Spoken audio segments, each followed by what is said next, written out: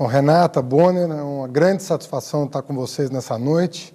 Telespectador, cidadão, cidadã brasileiros, a grande satisfação estar no segundo turno com o seu apoio.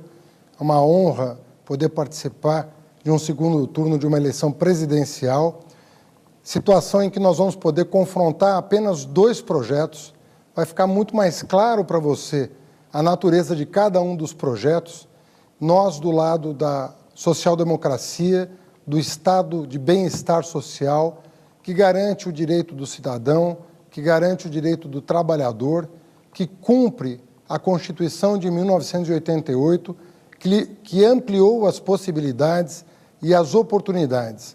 Um projeto que visa gerar empregos e oportunidades educacionais.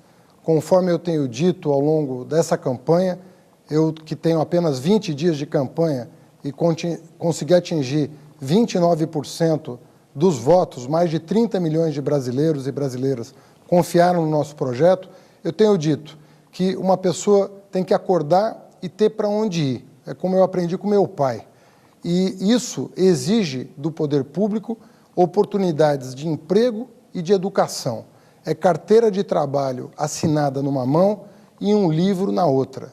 Espírito desarmado em virtude do desejo de promover desenvolvimento com inclusão social.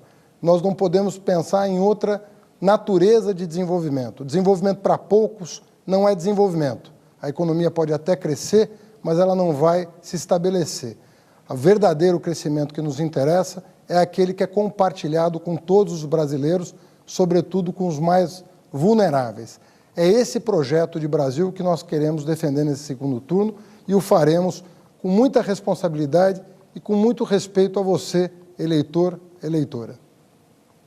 Candidato, o seu programa de governo prevê a convocação de uma Assembleia Constituinte para mudar a Constituição brasileira, a chamada Constituição Cidadã, que é o que garante a nossa democracia e que acabou de completar apenas 30 anos.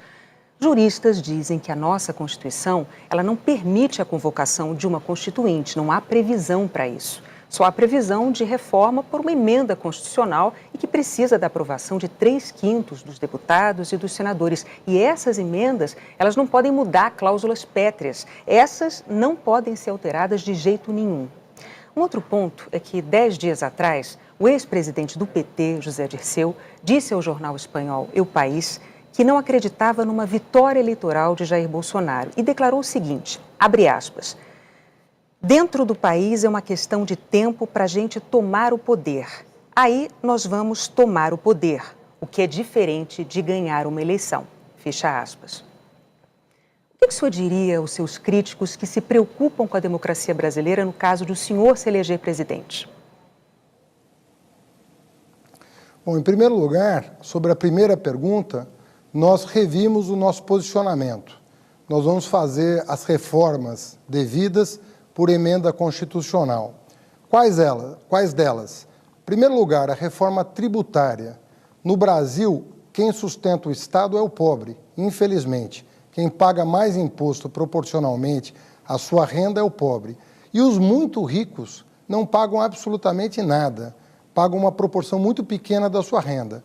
Essa reforma tributária será feita por emenda constitucional, que prevê, inclusive, a isenção de imposto de renda para quem ganha até 5 salários mínimos, uma proposta defendida por nós desde janeiro de 2018 e que contempla o nosso plano de governo. Segunda reforma importante é a reforma bancária. Não é possível continuar convivendo com essa concentração de bancos, com as taxas de juros que eles cobram do empresário que quer produzir e do consumidor que quer comprar no crediário. Se nós fizermos com que o juro baixe, o lucro do empresário sendo maior que o juro, as pessoas vão voltar a investir e vão voltar a contratar. E se nós diminuirmos os impostos da classe média e dos mais pobres, eles voltarão ao mercado de consumo e exigirão dos empresários que contratem força de trabalho para produzir mais. Essas duas medidas são essenciais para a retomada do crescimento e vão ter que ser feitas por emenda constitucional. A terceira emenda constitucional importante é o fim do congelamento de gastos que afetou drasticamente o investimento. Sobre a segunda pergunta, o ex-ministro não participa da minha campanha, não participará do meu governo e eu discordo da formulação dessa frase. Para mim, a democracia está sempre em primeiro lugar. Candidato, o senhor tem mais 30 segundos para se despedir. Eu queria agradecer, Renata Bonner, a oportunidade de reiniciar esse segundo turno na presença de vocês, podendo conversar com o eleitor, com a eleitora, e pedindo a todos que acompanhem essas 3 semanas. O futuro do país está em jogo, o futuro da democracia está em jogo, o futuro dos seus direitos sociais e trabalhistas está em jogo. E nós queremos, respeitosamente, pedir a sua compreensão, o seu apoio, a sua atenção, para que você vote conscientemente. Muito obrigado. Obrigado ao candidato Haddad. Agora, então,